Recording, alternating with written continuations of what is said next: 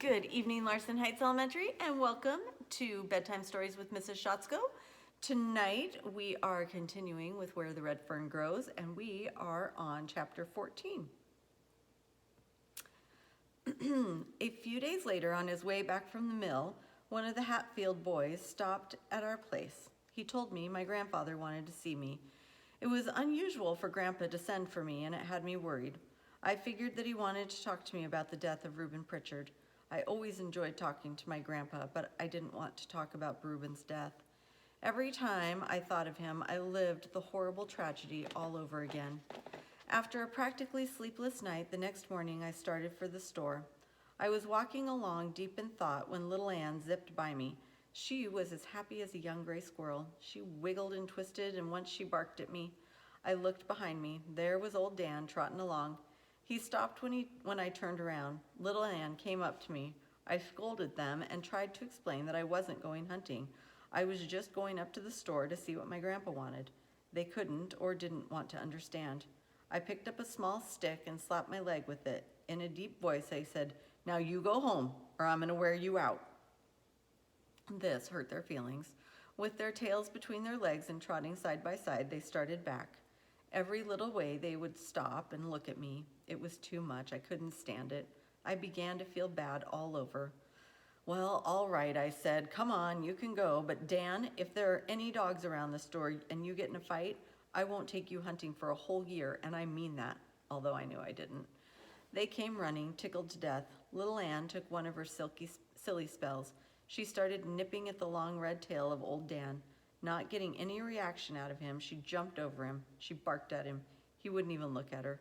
She ran around in front of him and laid down in the trail, acting like a cat ready to spring. Stiff-legged, he walked up close to her, stopped, and showed his teeth. I laughed out loud. I knew he wouldn't bite her any more than he would bite me. He was just acting tough because he was a boy dog. After several attempts to get him to play, little Ann gave up. Together, they started sniffing around in the underbrush. As I walked up in front of the store, Grandpa hollered at me from the barn. I went over to him. Right away, he wanted to know all about Reuben's accident. He listened while I told the story over again. After I had my say, Grandpa stood looking down at the ground. There was a deep frown on his face and a hurt look in his eyes. His quietness made me feel uneasy. He finally raised his head and looked at me. What I could see in his friendly old face tore at my heart. It seemed that there were more wrinkles than I had ever seen before. His uncombed iron gray hair looked almost white. I noticed that his wrinkled old hand trembled as he rubbed the wire-stiff stubble on his chin. In a low voice that quivered as he talked, he said, "Billy, I am sorry about all of this. Truly sorry. I can't help but feel that in a way it was my fault."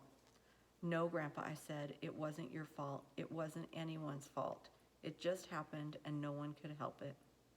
"I know," he said, "but if I hadn't called Reuben's bet, nothing would have happened. I guess when a man gets old, he doesn't think straight. I shouldn't have let those boys get under my skin." "Grandpa," I said, "Reuben and Rainey could get under anybody's skin. You couldn't help that. Why, they get under everyone's skin that gets close to them." "Yes, I know," he said, "but still I acted like a fool. Billy, I had no idea things were going to turn out like they did, or I wouldn't have called that bet." Wanting to change the conversation, I said, "Grandpa, we won that bet fair and square, but they took my money anyway." I saw the fire come back into his eyes. This made me feel better. He was more like the grandpa I loved. "That's all right," he said. "We'll just forget the whole thing." He stepped over and laid his hand on my shoulder. In a solemn voice, he said, "We won't talk about this again. Now I want you to forget that it ever happened because it wasn't your fault." Oh, I know it's hard for a boy to ever completely forget something like that. All through your life, you'll think of it now and then, but try not to let it bother you and don't ever feel guilty about it. It's not good for a young boy to feel that way. I nodded my head, thinking if people would just stop questioning me about Reuben's death, maybe I could forget. Grandpa said, "Well, the accident wasn't the only thing I wanted to talk to you about. I've got something else. Something I think will help us both forget a lot of things." The twinkle in my grandpa's eyes reminded me of what my father had said. "Seems like that old man can cook up more deals than anyone in the country." I didn't care how many deals Grandpa cooked up. He was still the best grandpa in the whole wide world. "What have you got?" I asked. "Come on over to the store," he said, "and I'll show you." On our way over, I heard him mutter, "I hope this doesn't turn out like the ghost coon hunt." On entering the store, Grandpa walked to the post office department, and he came back with his newspaper in his hand. He spread it out on the counter. Pointing with his finger, he said in a loud voice, "Look there." I looked. The large black letters read, "Championship Coon Hunt to be held." My eyes popped open. Again, I read the words. I said, "Boy, if that isn't something, a championship coon hunt?" Wide-eyed, I asked, "Where are they having this hunt, and what does it have to do with us?" Grandpa was getting excited. Off came his glasses, and out came the old red handkerchief. He blew his breath on the lenses and polished them. He snorted a time or two, reared back, and almost shouted, "Do with us? Why, it has everything to do with us. All my life I've wanted to go to one of these big coon hunts. Why, I've even dreamed about it, and now the opportunity has come. Yes, sirree, now I can go." He paused. "That is, if it's all right with you." I was dumbfounded, and I said, "All right with me? Why, Grandpa, you know it's all right with me, but what do I have to do with it?" Grandpa was so excited, I thought he was going to burst a blood vessel. Talking excitedly, he said, "I've got it all fixed, Billy. We can enter old Dan and little Ann in this championship hunt." I was so surprised at what Grandpa had said, I couldn't utter a word. At first, I was scared, and then a wonderful feeling came over me. I felt the excitement of the big hunt as it burned its way into my body. I started breathing like I'd been running for 100 miles. After several attempts, I croaked, "Can just any dog be in this hunt?" Grandpa almost jumped as he answered, "No, sir. Not just any hound can be entered. They have to be the best, and they have to be registered, too." He started talking with his hands pointing to a chair. "Sit down and I'll tell you all about it." Grandpa calmed down a little and started talking in a serious voice. "Billy," he said, "it takes some doing to have a set of dogs entered in this hunt. I've been working on this for months. I've written letters on top of letters. I've even had several good friends in town helping me. You see, I've kept a record of all the coons your dogs have caught, and believe me, their catch is up there with the best of them. Now, I have already paid the entry fee and everything is fixed. All we have to do is go." "Entry fee? How much did it cost?" I asked. "You let me worry about that," he said. "Now, what do you say? Want to give it a whirl? I understand the winner receives a gold cup, and you can never tell. We might come home with it. We have as good a chance as anyone else." Grandpa had me so worked up by this time, I didn't think anyone else had any good hounds but me. I reared back and blurted, "It's all right with me, Grandpa. Just tell me what to do." Grandpa flew out of gear like a Model T Ford. He slapped the counter with his hand. In a pent-up voice, he said, "That's the boy. That's the way I like to hear a coon hunter talk." With a questioning look on his face, he asked, "Didn't I see your dogs come with you when you came up?" "Yeah, they followed me," I said. "They're outside." "Well, call them in. I've got something for them." I called to them. Little Ann came in the store, walking like she was scared. Old Dan came to the door and stopped. I tried to coax him in. It was no use. My dogs, never being allowed in our house, were scared to come in. Grandpa walked over to a hoop of cheese and cut off 2 hunks about the size of my fist. He walked to the door, talking to old Dan. "What's the matter, boy?" he said. "You scared to come in? Well, that shows you're a good dog." He handed him a piece of the cheese. I heard it rattle in his throat as he gulped it down. Grandpa came back and set little Ann up on the counter. He chuckled as he broke the cheese up in small pieces and fed her. "Yes, sir," he said. "I think we have the best darn coonhounds in these Ozark Mountains, and just as sure as shooting we're going to win that gold cup." Grandpa didn't have to say that. The way I was feeling, I already had the cup. All I had to do was go get it. Finished with his feeding of little Ann, Grandpa said, "Now, let's see. The hunt starts on the 23rd. That's about, well, let's see, this is the 17th. Counting on his fingers, he finally figured it out. "That's 6 days from now," he said in a jubilant voice. I nodded my head. "And we can leave here early on the morning of the 22nd, he said, "and barring accidents, we should make the campground in plenty of time for the grand opening." I asked how we were going.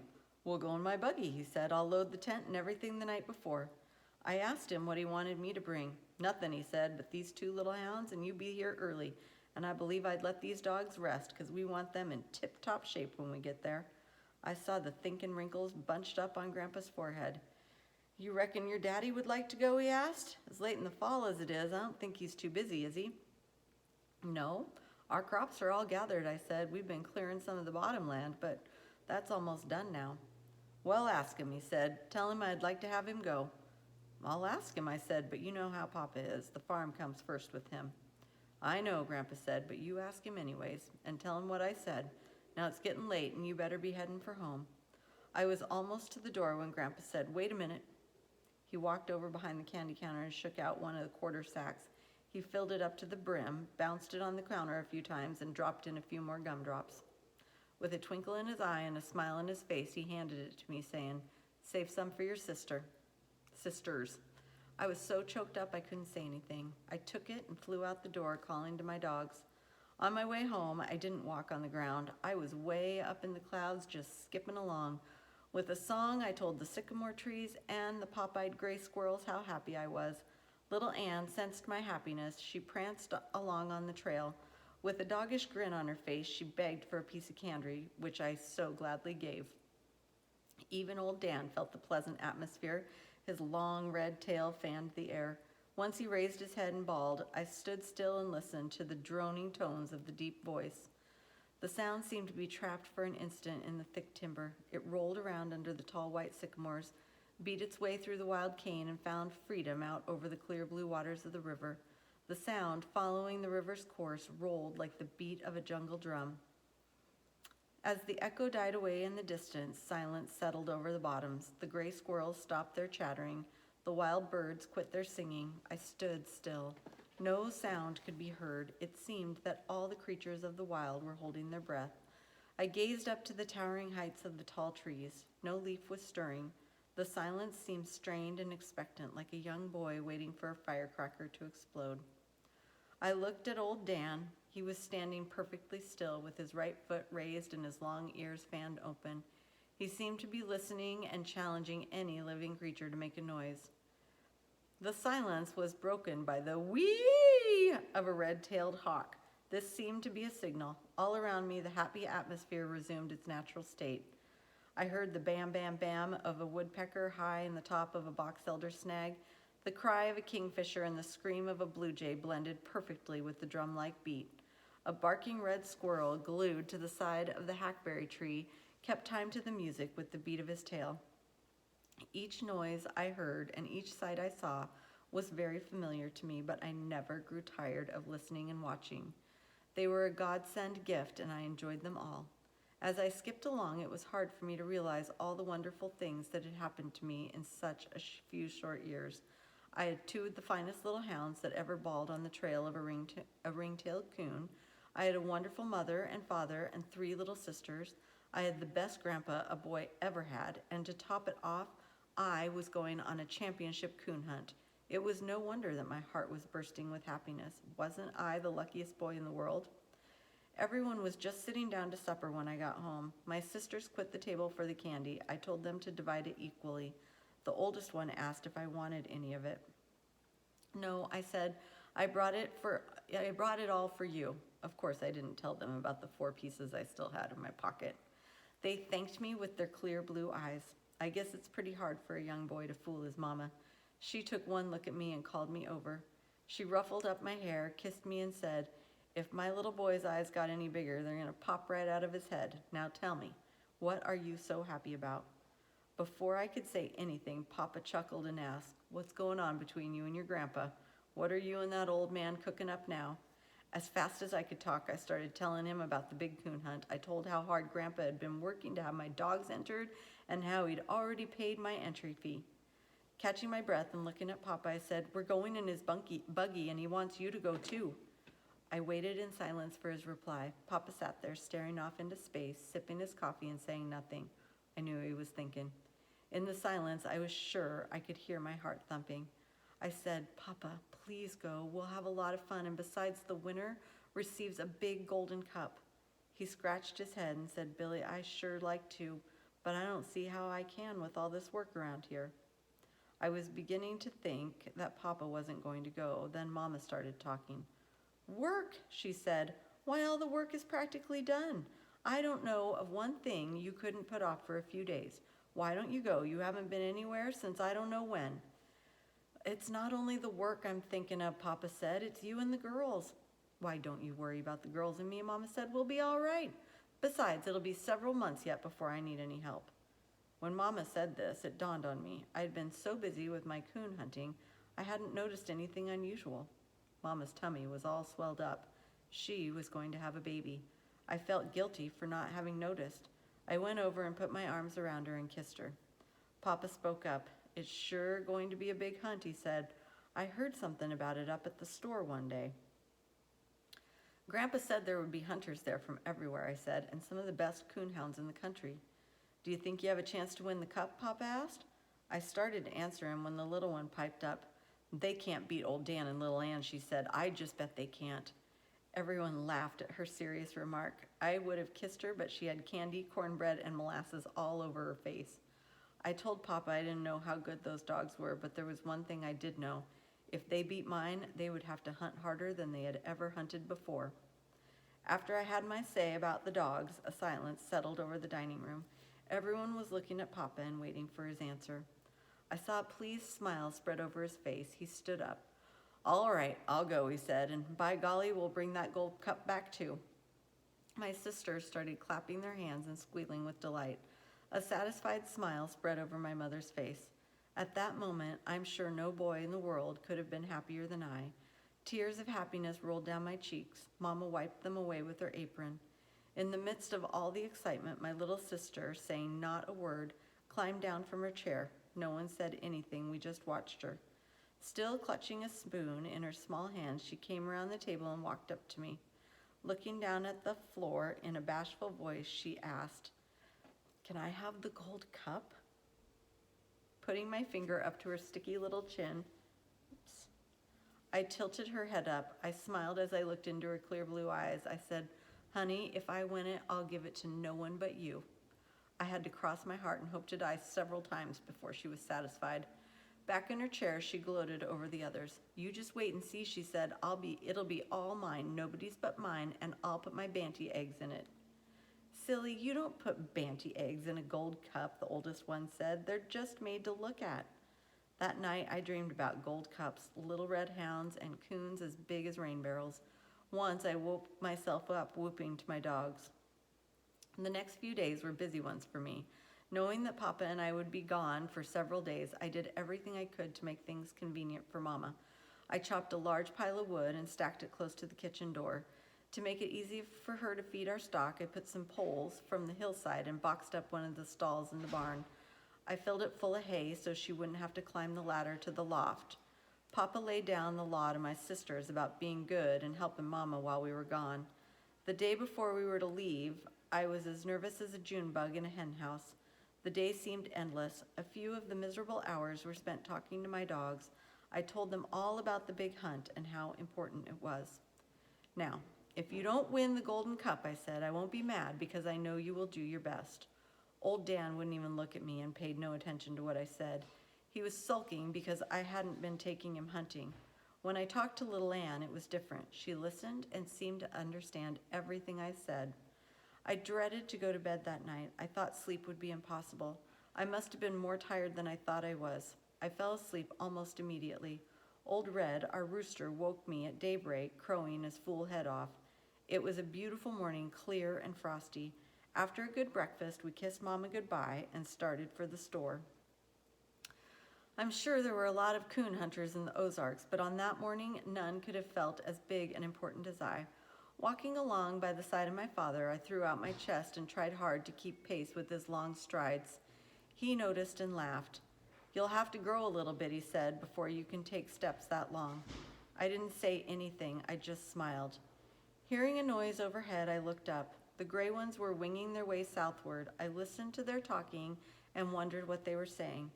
Looking to the mountains around us, I saw that the mysterious artist who comes at night had paid us a visit. I wondered how he could paint so many different colors in one night: wine, red wine, yellow, and rust. My dogs were trotting along in front of us. I smiled at the way their hindquarters shifted to the right. Little Ann would jump and bounce and try to get old Dan to play, but the solemn old boy just jogged along, heedless of everything. You know, Papa said, she doesn't even act like a hound. She's bouncing and playing all the time. Why, she acts more like a little pup than a hound. Yes, I know, I said. I've noticed that myself. But you know one thing, Papa? She's the smartest dog I have ever seen. Why, some of the things she does are almost unbelievable. Yes, I know, said Papa, but it's still strange, very strange. There's only one thing wrong with her, Papa said. I said to Papa. Yeah, what's that, he asked. You won't believe it, I said, but she's gun-shy. Gun-shy? How do you know she's gun-shy, Papa asked. I didn't know for a long time, I said, until one day when I was hoeing corn down in the field by the old slough. She and old Dan were digging in a bank after a groundhog. Across the river, some fishermen started shooting a gun. It scared little Ann, and she came running to me, shaking all over. Ah, Papa said, maybe you just thought she was scared. No, I didn't, Papa, I said. It happened again up at the store one day. Grandpa shot a chicken hawk. When the gun went off, it half scared her to death. No, she's gun shy, all right. Ah, well, Papa said, that doesn't mean anything. A lot of dogs are afraid of guns. I know, I said, but you wouldn't think she would be that way. I believe if I had a gun of my own, I could break her of being gun shy. Papa looked at me. He said, from what your mother says, you won't be getting a gun for some time yet. Yes, I know, I said. When we reached the store, we saw the team was already hitched to the buggy and was standing in front of the store. Grandpa had loaded the tent and several boxes of groceries. I had never seen him in such high spirits. He slapped Papa on the back, saying, I'm sure glad you could go with us. It'll do you good to get out once in a while. Papa laughed and said, it looked like I had to go or everyone in the family would be mad at me. Looking at the buggy, I saw my axe. I didn't think I ever wanted to see it again, but for some reason, it didn't look like I thought it would. There was no blood on it, and it looked harmless enough laying there all clean and bright. Grandpa saw me looking at it. He came over. I kept it a few days, he said, just in case the marshal wanted to ask some questions. Everything seems to be all right now, and we may need a good axe on this hunt. Grandpa sensed how I felt about the axe. He waited in silence for my answer. The excitement of the hunt was so strong in me, even the sight of the axe brought back only a fleeting remembrance of Reuben's accident. I said, yes, we will need a good one. Besides, it's a good one, and there's no use throwing it away. Grandpa laughed, reached over, and screwed my cap around on my head, saying, That's the boy. That's what I wanted you to say. Now you better go to the barn and get some hay and make a bed in the buggy for your dogs. Ah, Grandpa, I said, they can walk. They don't ever get tired. Besides, they're used to walking. Walk, Grandpa shouted. They're not going to walk. No, sir, not if I can help it. You want them to be footsore when we get there? Papa chuckled and said, we can't win a gold cup with 2 footsore hounds, can we? Of course not, Grandpa said. Now you go and get that hay like I said. As I turned to go to the barn, I couldn't help but smile. It made me feel good to have my Papa and Grandpa so concerned about my dogs. I had taken only a few steps when Grandpa said, oh, wait a minute.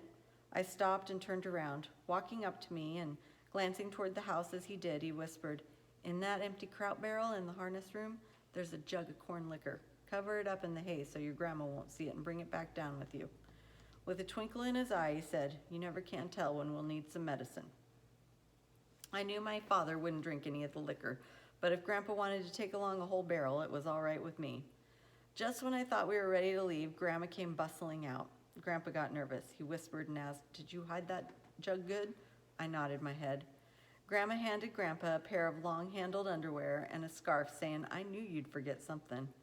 Grandpa snorted, but knew there was no use arguing with her. She started picking around in the groceries, asking about salt, pepper, and matches. Nanny, we've got everything, he said. You must think I'm a baby. I don't know how to pack a grub box. A baby, Grandma snorted. Why, you're worse than a baby. At least they have a little sense. You don't have any at all. An old codger like you out chasing a coon all over the hills? After her biting remark, I thought Grandpa was going to blow up. He snorted like Daisy, our milk cow, when she'd seen a booger. I crawled up in the buggy box with my dogs and hung my feet out. Grandma came over and asked me about warm clothes. I told her I had plenty. She kissed me goodbye, and we were all on our way. Have a wonderful evening, Larson Heights. I cannot wait to see you guys again tomorrow. Keep being responsible, respectful, and safe. And tomorrow night, we will read the next chapter.